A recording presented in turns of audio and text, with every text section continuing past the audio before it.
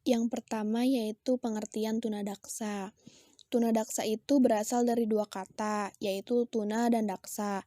Tuna itu berarti rugi atau kurang, dan daksa yang berarti tubuh. Jadi, tunadaksa adalah seseorang atau anak yang memiliki anggota tubuh tidak sempurna. Sedangkan istilah cacat tubuh dan cacat fisik itu dimaksudkan untuk menyebut anak cacat pada anggota tubuhnya, bukan cacat indranya. Selanjutnya istilah cacat ortopedi. Cacat ortopedi ini kelainannya terletak pada aspek otot, tulang, dan persendian, atau dapat juga merupakan akibat adanya kelainan yang terletak pada pusat pengatur sistem otot, tulang, dan persendian. Kemudian, secara etiologis, gambaran untuk seseorang yang dapat diidentifikasikan mengalami ketunadaksaan yaitu seseorang yang mengalami kesulitan untuk mengoptimalkan fungsi anggota tubuhnya sebagai akibat dari luka, penyakit, dan pertumbuhan yang salah bentuk. Dan akibatnya, kemampuan untuk melakukan gerakan-gerakan tubuh tertentu akan mengalami penurunan. Kemudian, secara definitif, pengertian kelainan fungsi anggota tubuh atau tunadaksa adalah ketidakmampuan anggota tubuh untuk melaksanakan fungsinya disebabkan oleh berkurangnya kemampuan anggota tubuh untuk melaksanakan fungsinya secara normal akibat dari luka, penyakit, atau pertumbuhan yang tidak sempurna. Sehingga, untuk kepentingan pembelajarannya, perlu adanya layanan secara khusus.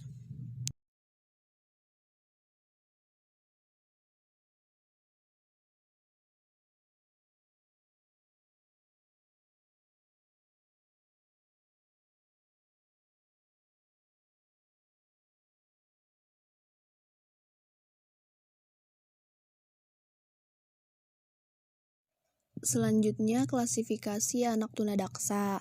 Nah, agar lebih mudah untuk memberikan pelayanan terhadap anak tunadaksa, perlu adanya sistem penggolongan atau klasifikasi. Penggolongan anak tunadaksa ini bermacam-macam, salah satunya dilihat dari sistem kelainan. Yang pertama yaitu kelainan pada sistem serebral.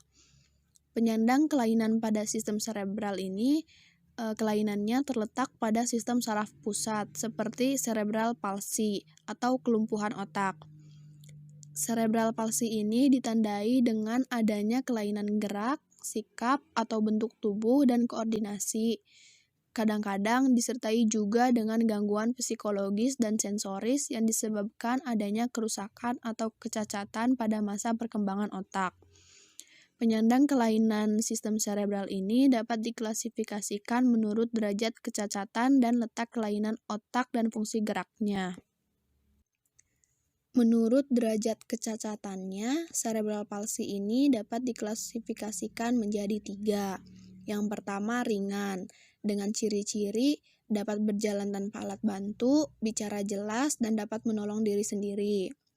Yang kedua, dengan derajat kecacatan sedang, dengan ciri-ciri membutuhkan bantuan untuk latihan berbicara, berjalan, mengurus diri, dan menggunakan alat-alat khusus. Ketiga, dengan derajat kecacatan berat, dengan ciri-ciri membutuhkan perawatan tetap dalam ambulasi, bicara, dan tidak dapat menolong diri sendiri. Sedangkan menurut kelainan otak dan fungsi geraknya, cerebral palsy ini dibedakan menjadi 4. Yang pertama, spastik, dengan ciri-ciri seperti ada kekakuan pada sebagian atau seluruh ototnya. Yang kedua, dyskinesia, yang meliputi atetosis, yaitu penderita memperlihatkan gerak yang tidak terkontrol. Rigid, yaitu kekakuan pada seluruh tubuh sehingga sulit dibengkokkan, dan tremor, yaitu getaran kecil yang terus-menerus pada mata, tangan, atau kepala. Yang ketiga, ataksia, yaitu adanya gangguan keseimbangan, jalannya gontai, dan koordinasi mata dan tangan tidak berfungsi. Yang keempat, jenis campuran, yaitu seseorang yang mempunyai kelainan 2 atau lebih dari tipe-tipe yang tadi disebutkan. Selanjutnya yaitu berdasarkan pada kelainan sistem otot dan rangka. Klasifikasi anak tunadaksa dalam kelainan sistem otot dan rangka terbagi menjadi 3. Yang pertama yaitu poliomyelitis. Poliomyelitis ini merupakan suatu infeksi pada sumsum tulang belakang yang disebabkan oleh virus polio yang mengakibatkan kelumpuhan dan sifatnya menetap. Dilihat dari sel-sel yang rusak, kelumpuhan polio dapat dibedakan menjadi 4. Yang pertama, tipe spinal, yaitu kelumpuhan pada otot leher, sekat dada, tangan, dan kaki. Yang kedua, tipe bulbair, yaitu kelumpuhan sistem motorik pada satu atau lebih saraf tepi, dengan ditandai adanya gangguan pernapasan. Yang ketiga, tipe bulbispinalis, yaitu gabungan antara tipe spinal dan bulbair. Dan yang keempat, encefalitis, biasanya disertai dengan demam, kesadaran menurun, tremor, dan kadang juga kejang-kejang. Selanjutnya, klasifikasi anak tunadaksa dalam kelainan sistem otot dan rangka yang kedua adalah muscle dystrophy. Jenis penyakit ini yang menyebabkan otot tidak berkembang karena mengalami kelumpuhan yang sifatnya progresif dan simetris. Penyakit ini ada hubungannya dengan keturunan. Yang ketiga yaitu spina bifida, merupakan jenis kelainan pada tulang belakang yang ditandai dengan terbukanya 1 atau 3 ruas tulang belakang dan tidak tertutupnya kembali selama proses perkembangan. Akibatnya, fungsi jaringan saraf terganggu dan dapat mengakibatkan kelumpuhan. Seperti hidrosepalus, yaitu pembesaran pada kepala karena produksi cairan yang berlebih, dan biasanya kasus ini disertai dengan ketunagrahitaan.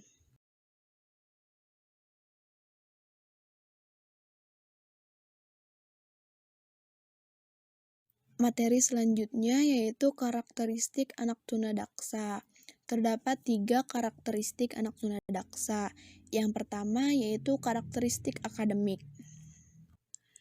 Karakteristik akademik anak tunadaksa ini meliputi ciri khas kecerdasan, kemampuan kognitif, persepsi, dan simbolisasi mengalami kelainan karena terganggunya sistem serebral sehingga mengalami hambatan dalam belajar dan mengurus diri.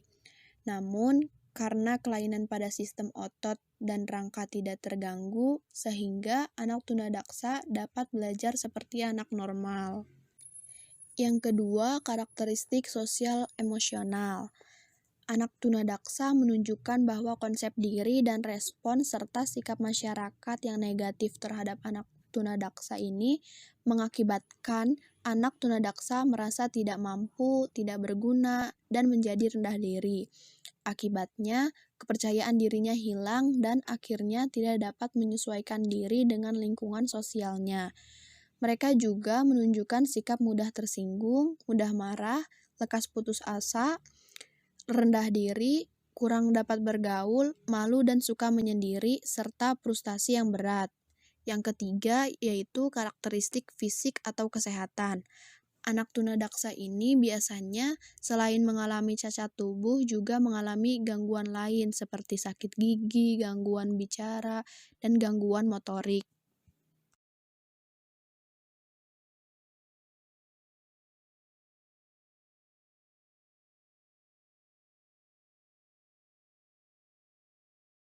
Selanjutnya, ada layanan pendidikan anak tunadaksa dalam setting inklusif.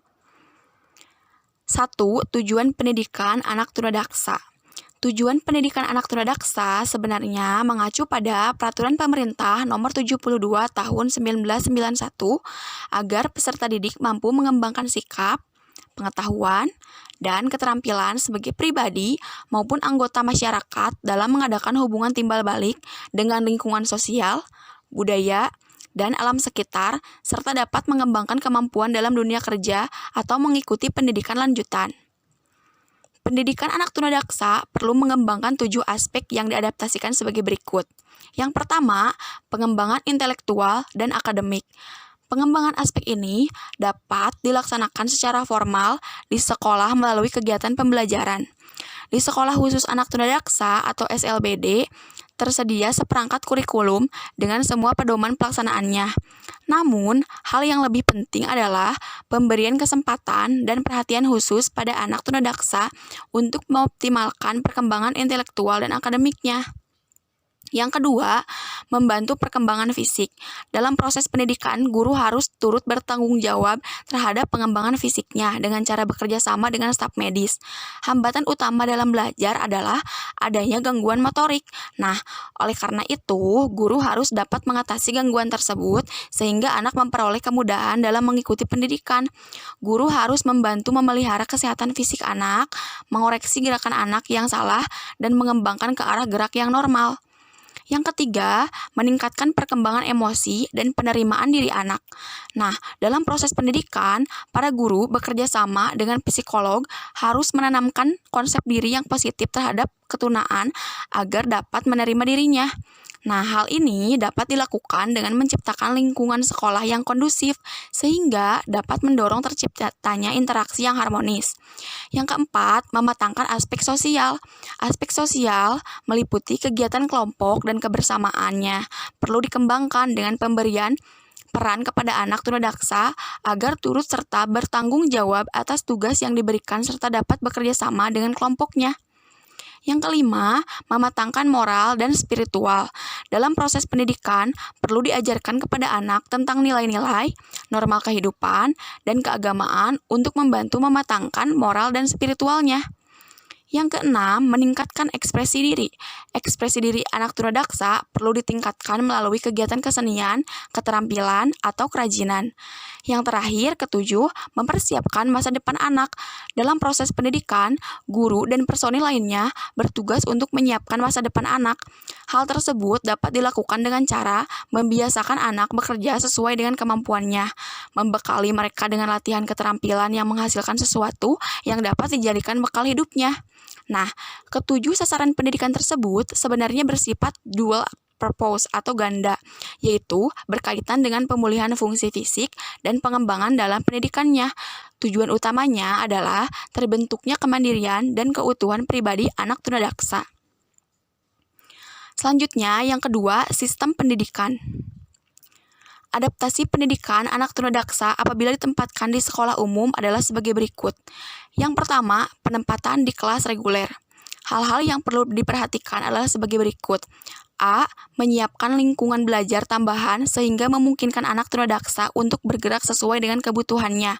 Misal, membangun trotoar, pintu agak besar sehingga anak dapat menggunakan kursi roda. B. Menyiapkan program khusus untuk mengejar ketinggalan anak tunadaksa, karena anak sering tidak masuk sekolah. C. Guru harus mengadakan kontrak secara intensif dengan siswanya untuk melihat masalah fisiknya secara langsung. D. Perlu mengadakan rujukan ke ahli terkait apabila timbul masalah fisik dan kesehatan yang lebih parah. Nah, yang kedua, penempatan di ruang sumber belajar dan kelas khusus. Murid yang mengalami ketinggalan dari temannya di kelas reguler karena ia sakit-sakitan diberi layanan tambahan oleh guru di ruang sumber. Murid yang datang ke ruang sumber tergantung pada materi pelajaran yang menjadi ketinggalannya. Sedangkan siswa yang mengunjungi kelas khusus biasanya anak yang mengalami kelainan fisik tingkat sedang dengan inteligensia normal. Misalnya, anak yang tidak dapat berbicara, maka ia perlu masuk ke kelas khusus sebagai persiapan anak untuk memasuki kelas reguler karena selama anak di kelas khusus, ia sering bermain, ke kantin, dan upacara bersama dengan anak normal atau siswa kelas reguler. Yang ketiga, kebutuhan pendidikan bagi anak tunadaksa. Nah, ada 3 hal yang perlu diperhatikan dan dipertimbangkan oleh guru sebelum melaksanakan kegiatan pembelajaran di kelas. Yang pertama, keluasan gerak. Derajat gangguan fisik yang dialami oleh tunadaksa sangat bervariasi, dari yang ringan sampai yang berat. Berkaitan dengan kebervariasian tersebut, maka hal penting yang harus diperhatikan oleh guru adalah bagaimana agar anak dapat mengakses ke semua penjuru layanan pendidikan di sekolah dengan memperhatikan keleluasaan gerak anak. Nah, masalah akses utama adalah yang berkaitan dengan akses menuju gedung sekolah, ruangan kelas, dan fasilitas sekolah lainnya, termasuk ruang perpustakaan, laboratorium, ruang olahraga, dan toilet. Yang kedua, latihan keterampilan menolong diri atau self-help. Anak-anak berkelainan fisik dalam beberapa hal sangat membutuhkan latihan batu diri atau self-help. Self-help sangat dibutuhkan anak, terutama yang berkaitan dengan aktivitas mereka sehari-hari, baik di sekolah, rumah, maupun di lingkungan umum. Nah, hal tersebut diharapkan anak bisa mandiri dan tidak terlalu bergantung pada orang lain. Contohnya, kegiatan makan dan minum, kegiatan yang melibatkan motorik halus atau menggunakan menggambar, menulis, melipat.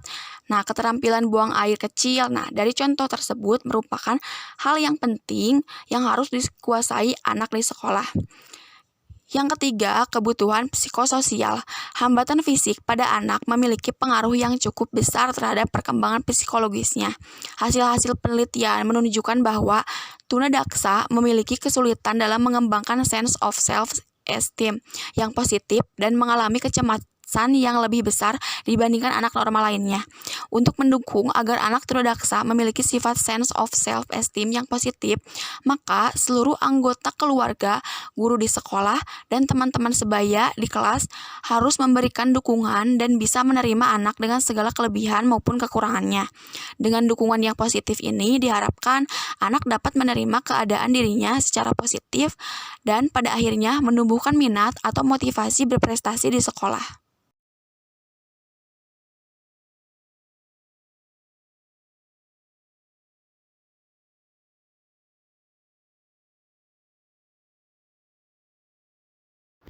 Oke, selanjutnya penanganan terhadap peserta didik tunadaksa. Lingkungan yang paling kondusif guna pembelajaran siswa-siswi berkelainan fisik adalah kelas reguler atau kelas inklusif. Sekolah inklusif ini dapat membantu siswa berkebutuhan khusus dalam mempelajari dengan baik cara hidup di suatu lingkungan komunitas yang berbeda, baik sebagai orang dewasa, anak-anak, dan juga remaja. Adapun beberapa cara penanganan dalam membantu siswa tunadaksa agar berhasil di kelas inklusif diantaranya A. Penataan lingkungan.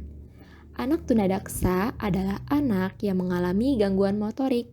Maka dari itu, dalam mengikuti pendidikan, mereka tentunya membutuhkan perlengkapan khusus dalam lingkungan belajarnya.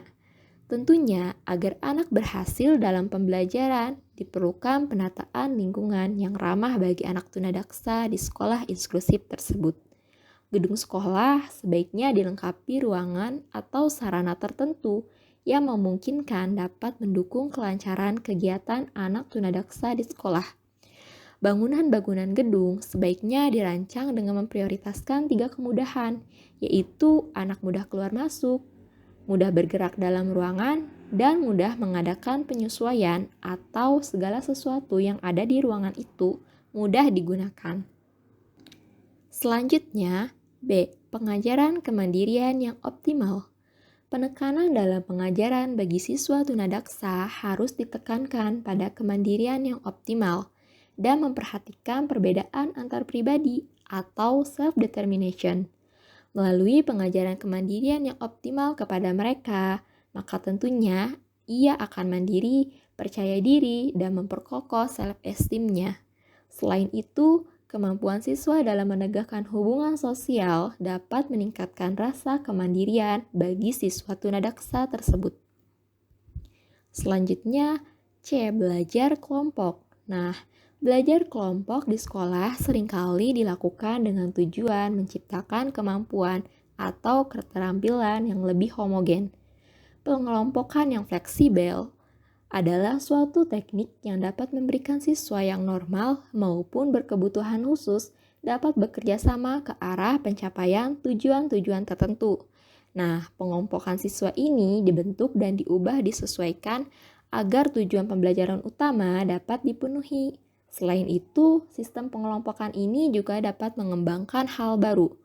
Flexible grouping meliputi sekurang-kurangnya 2 dan sebanyak-banyaknya 10 orang. Tiap anggota kelompok didorong untuk memberikan tugas yang sesuai dengan kemampuannya. Nah, mungkin hal ini adalah cara yang terbaik dalam melibatkan siswa yang berkelainan dalam kegiatan seni, proyek penelitian studi sosial, atau aktivitas lainnya yang menjadikan individu yang berbeda memberikan sumbangan pikiran bagi kegiatan berkelompok. Selanjutnya, D. Team teaching. Hal yang paling penting bagi pembentukan kelas dan sekolah yang lebih inklusif adalah pendidik bekerja sama lebih kooperatif dalam memberikan lingkungan pembelajaran yang kondusif serta pengajaran yang efektif bagi semua siswa yang berkelainan. Dan juga di satu sisi harus memberikan hasil pembelajaran yang meningkat bagi siswa lain. Nah, telah ditunjukkan bahwa dengan perencanaan dan jadwal secara sama, serta pembuatan tujuan yang terartikulasi dengan jelas, siswa berkelainan dapat diberi pengajaran secara efektif bersama siswa yang tidak mempunyai kelainan. Selanjutnya ada E, meningkatkan kedekatan emosional pada siswa. Kedekatan emosional menjadi salah satu bagian yang penting yang harus ada ketika guru menangani siswa ABK, khususnya anak tunadaksa di sekolah inklusif. Kedekatan emosional ini dibutuhkan agar siswa percaya diri serta menjadi dekat dengan gurunya. Sehingga nantinya ketika sudah terjalin kedekatan, maka tentunya anak akan merasa aman dan akan terbuka pada gurunya tersendiri jika ada terkendala sesuatu. Nah, dan yang terakhir yaitu memberikan motivasi. Anak-anak yang memiliki kebutuhan khusus, terutama bagi anak tunadaksa, tentunya memerlukan motivasi, perhatian, dan bimbingan yang lebih dibandingkan dengan anak-anak normal di sekolah inklusif. Dengan perhatian dan motivasi yang besar, tentunya akan membantu mengembangkan mental anak agar menjadi lebih baik lagi, walaupun tentunya butuh kesabaran ekstra bagi seorang guru dalam menanganinya. Nah, tentunya hal-hal tersebut akan membantu siswa tunadaksa dalam mengikuti pembelajaran di sekolah inklusif.